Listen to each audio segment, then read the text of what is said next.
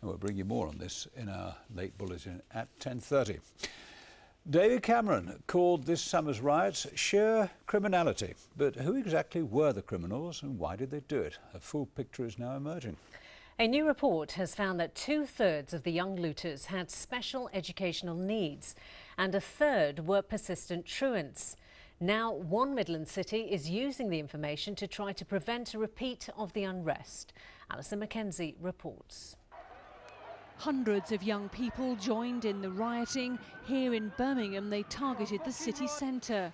The aim to smash, grab and run away with all that they could steal. There were smaller pockets of violence in Nottingham. The targets here were mostly police stations and vehicles. Here, an 11-year-old girl was filmed throwing bricks. She later admitted criminal damage. The government has ordered a full inquiry into the riots. A committee of MPs is looking into the policing of the disorder. But now new figures are emerging about just who was involved, particularly among the young people. The figures show that more than 2/3 of those charged had special educational needs. 36% had been excluded at some point from school. 30% had been persistent truants. As for gang membership, only 3% of offenders in the West Midlands were affiliated to gangs. In Nottinghamshire, slightly higher at 17%. MP Graham Allen says the findings show an even greater need for the hands-on intervention projects he's always championed in Nottingham. We always knew that these were the groups that you needed to get to with early intervention.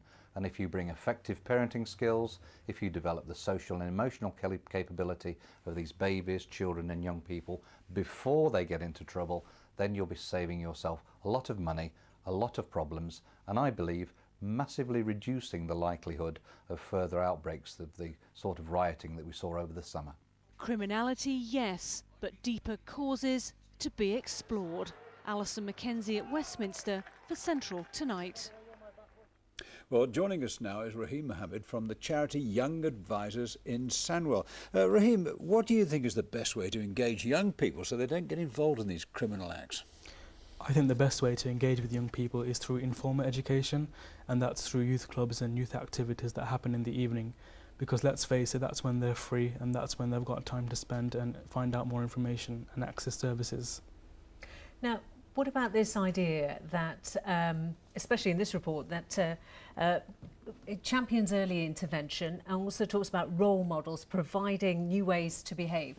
I mean, who are the role models for young people nowadays? Are they the right people who are the role models?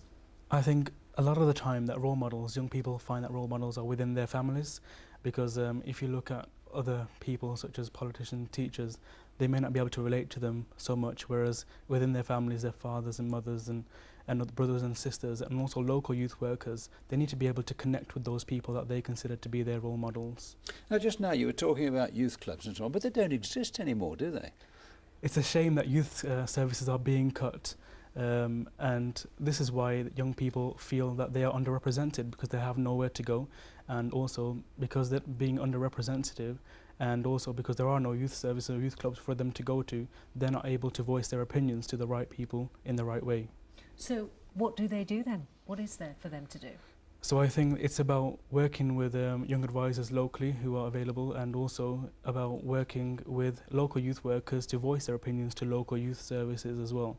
Because if young people don't get their voices out there, then they're not going to be heard, and they have to be heard in the right way. What about the schools though? Do you think they're doing enough to inspire young people?